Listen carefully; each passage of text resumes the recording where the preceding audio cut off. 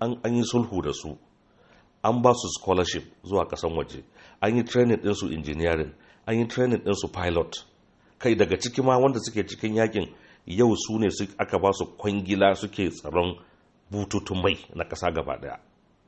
Da aka yi haka ba a samu zaman lafiya na Delta ba. Sannan yau malamin addini in ba rashin imani da bai saka son duniya a cikin zuciyar shi ba, na farko wayannan Fulanin ya sani shekaru da suka wuce tun kafin ma shi shugaba Buhari ya hau kan mulki, mun sani tun lokacin Jonathan irin ta'addanci da aka yi musu na shanukansu wanda ake kira cattle rustling, an raba su da dukiyansu ba Fulatani.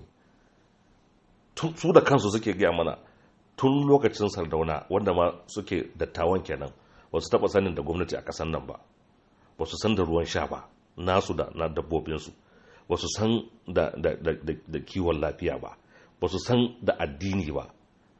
Duk abin da ka sani din nan wanda a ce ake yi wanda za a samu cin gaba duka ba su san da wannan ba.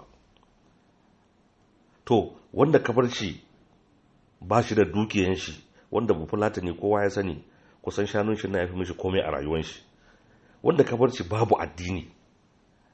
So kai a matsayinka na shugaba ko na addini ne ko kuma na mutane, fi sabilillahi me kake so ko kuma ya kake tsammanin irin wannan zuciya da babu imani, ya kake tsammanin in aka kai mishi bindiga aka ce ka zo kai abu kaza ba za ka yi ba? Halin da muka tsinci kanmu a cikin ƙasar nan kenan. To tunda kuwa an musu rashin adalcin nan, duniya sun sani, mun sani, kowa ya sani, tunda kuma an bar su a cikin jahilcin nan, me ya kamata malamai su yi in tsakaninsu da Allah suke yi? Malamai duk wani wanda yake yi tsakanin shi da Allah, sai na farko tukuna a yi yadda manzon Allah sallallahu alaihi wasallam ya yi, a isar da wannan addinin a wannan bayin Allah, kamar yadda shi Sheikh Dr. Ahmad Abubakar Mamu Gumi yake yi, a bi su inda ya kamata a yi, a kai musu wannan addinin, a koyar da su ibada, a koyar da su tauhidi. Duk zuciyan da yake da sanin addinin shi, ko da addinin nan ba na musulunci ba ne, dole za a samu zuciyar nan da rahama da tausayi. To abinda fa muke yi kenan, kuma abinda fa irin wa'annan gurbatattun malaman suke kondamin kenan, bai kamata a yi sulhu da su ba. Kuma kana maganan gwamnan Nasiru El-Rufai don ka samu gindin zama, shi kanshi El-Rufai wani irin zagi ne baka mishi ba? Ko kai kana tsammanin cewa El-Rufai bai san kai wani irin malami bane? Babu wanda bai san kai malami dan jari hujja bane, babu wanda bai san alƙiblan ka neman duniyan ka bane, babu wanda bai san baka da wani sana'a ba sai irin wannan abin da ka samu duniyan ka.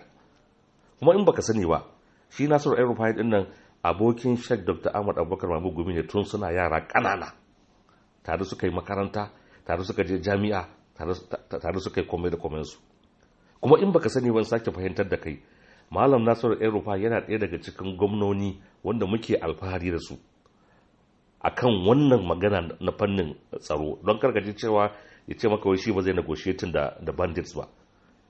Shi gwamna ba abin da yake nufi bane, in za a samu sulhu da su, a samu zaman lafiya wanda ba sai an ɗauki wani dukiya an ba su ba.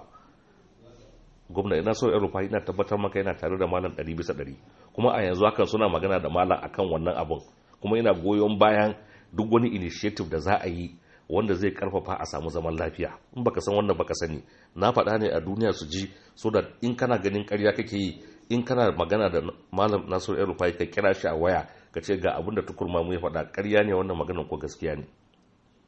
So mu daina yaudaran kanmu don saboda burinmu na duniya, don saboda zarmiyanmu da rashin tunani, kar ka je ka jefa ran al'umma da yawa a cikin hatsari. Wannan wallahi shi yasa na fito na yi wannan magana, because irin wannan maganganu da gurbatattun malamai suke yi yana da matukar hatsari a cikin irin wannan tsari da muke ciki. Kuma ina tabbatar maka wannan tsari da Sheikh Dr. Ahmad Abubakar Mamu Gumi ya fara, inda su gwamnati su kansu ba su yarda cewa akwai halaman maslaha a ciki ba, fadan gwamnatin tarayya ba za su so su ga Sheikh Ahmad Abubakar Mamu Gumi ba, manyan kasar nan ba su so su ganci ba. Mu mun san abin da ke faruwa, mun san abin da muke yi wanda kai baka sani ba. So ina tabbatar maka in irinka gaba daya za su gurɓace a matsayinsu na malamai, wallahi wannan aiki yanzu muka fara, babu gudu babu ta da baya. Kuma insha Allah